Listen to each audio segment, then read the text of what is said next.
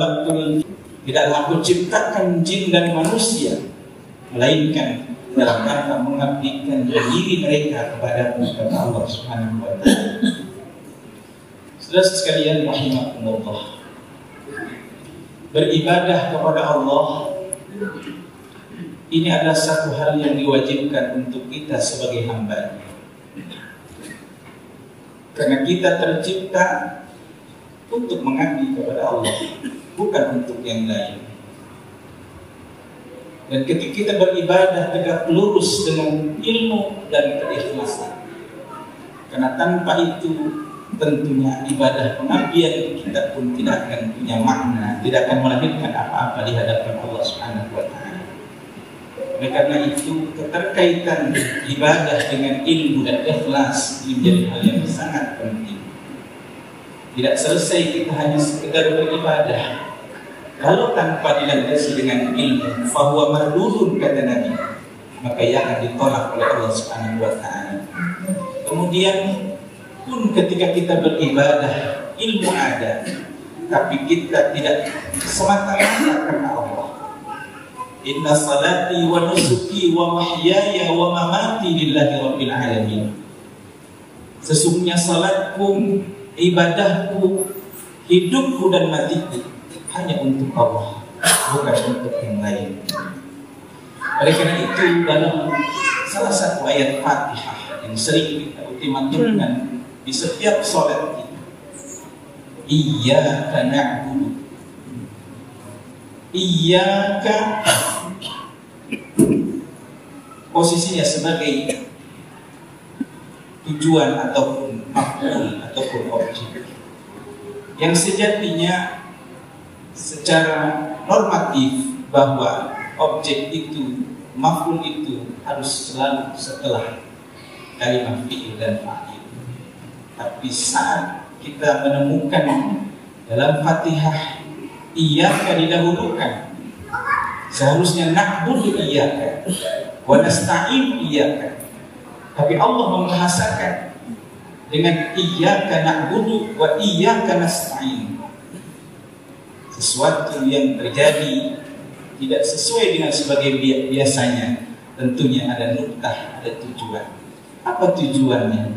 Adalah untuk menunjukkan taksir ataupun tahsin, untuk ada aksentuasi bahwa ibadah kita hanya kepada Allah. Itulah terjemahan dalam Quran yang ditasih di Indonesia. Hanya kepada Engkau kami menyembah dan hanya kepada Engkau kami minta pertolongan. Tidak ada satupun yang masuk ketika kita beribadah. Tujuan kita hanya untuk Allah Subhanahu wa taala, tidak untuk yang lain. Oleh karena itu tadi sudah saya katakan, ketika kita bicara ibadah tegak lurus dengan keikhlasan, perlu kita menanamkan dalam diri kita seluruh amal yang ibadah, sebesar apapun, sebanyak apapun ibadah yang kita lakukan, kalau tidak dilandasi dengan ikhlas semata-mata karena Allah, maka tidak akan memiliki makna apa.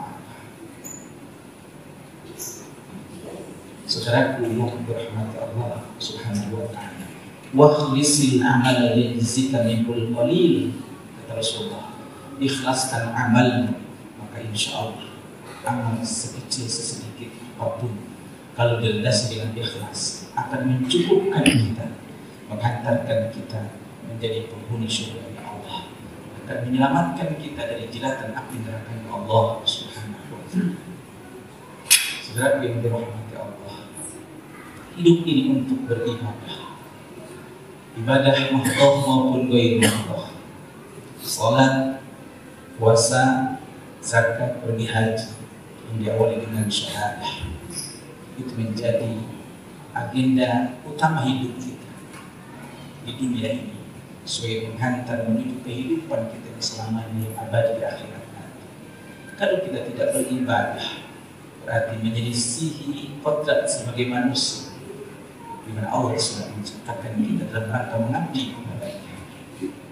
Saudaraku yang dirahmati Allah Subhanahu wa taala. Kemudian yang kedua, bahwa Allah menciptakan kita rangka menjadikan kita sebagai khalifah, pemimpin yang ngurus dunia ini. Annal arda yarithuha li'ibadiyas salihin. Bumi ini Allah wariskan untuk orang-orang yang saleh. Karena Allah sudah menciptakan alam dunia ini dengan begitu rapi dan begitu indah. Mulai pepohonan, lautan yang begitu luas, di dalamnya begitu banyak karunia Allah yang bisa kita manfaatkan. Di dasar bumi pun kita bisa menemukan kekayaan alam yang diperuntukkan bagi orang-orang yang ada di atasnya.